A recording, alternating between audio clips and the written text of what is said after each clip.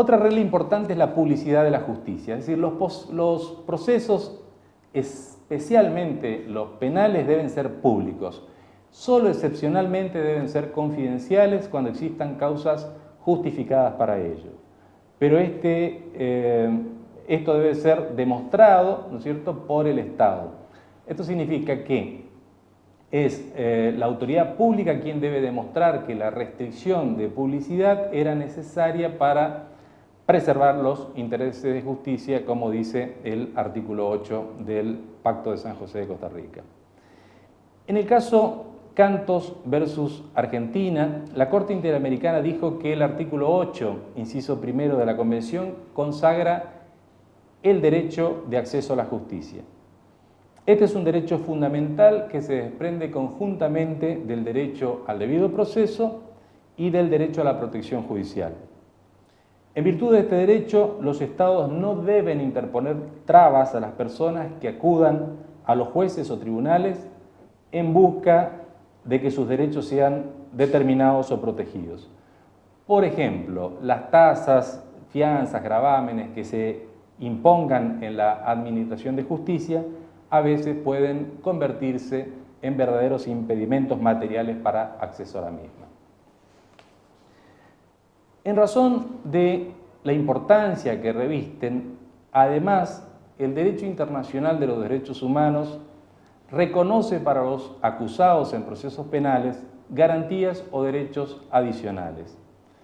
Para determinar si un procesado tiene derecho a este sistema de garantías reforzadas, no solo debe tenerse en cuenta la existencia de la jurisdicción penal y la naturaleza de la falta cometida, sino fundamentalmente el grado y la severidad de la pena.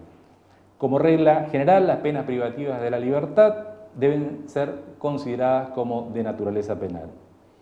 Estos derechos deben ser respetados a todos los acusados sin importar el delito del cual se les acuse o qué tan culpables parezcan.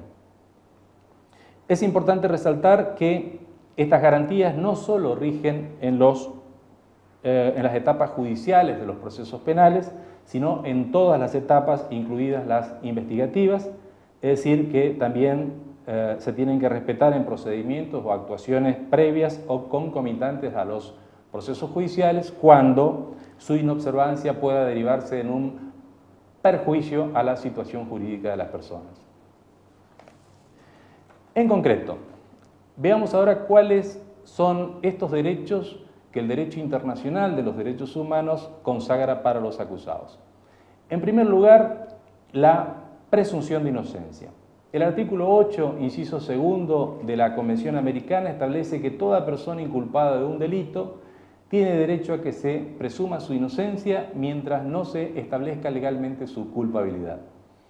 El Comité de Derechos Humanos de Naciones Unidas dijo que ninguna culpabilidad puede ser presumida hasta que el cargo haya sido probado más allá de toda duda razonable, es decir, haya sido probado en grado de certeza.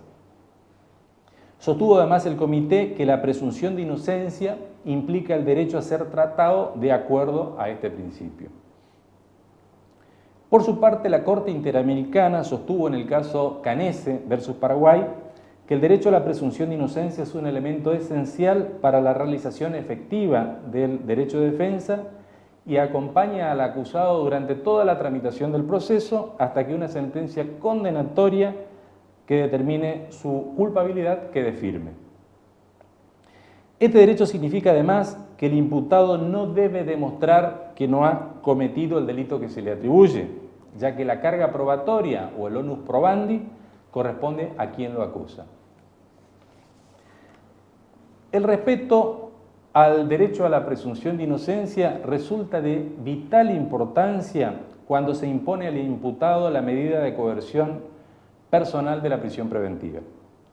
La Corte Interamericana dijo en el caso Suárez-Rosero versus Ecuador que de lo dispuesto en el artículo 8, inciso segundo de la Convención, surge la obligación del Estado de no restringir la libertad del detenido más allá de los límites absolutamente necesarios para asegurar que no eludirá la acción de la justicia ni obstaculizará las investigaciones. Este concepto está expresado en múltiples instrumentos de los derechos humanos. como es el caso del Pacto Internacional de Derechos Civiles y Políticos, que en el artículo 9 dispone que la prisión preventiva de las personas que hayan de ser juzgadas no debe ser la regla general.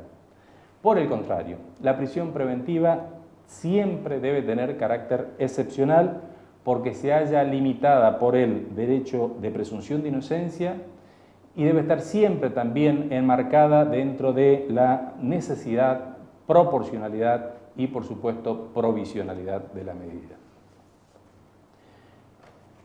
Asimismo, la prisión preventiva no puede convertirse en un sustituto de la pena privativa de la libertad ni cumplir los fines de la misma.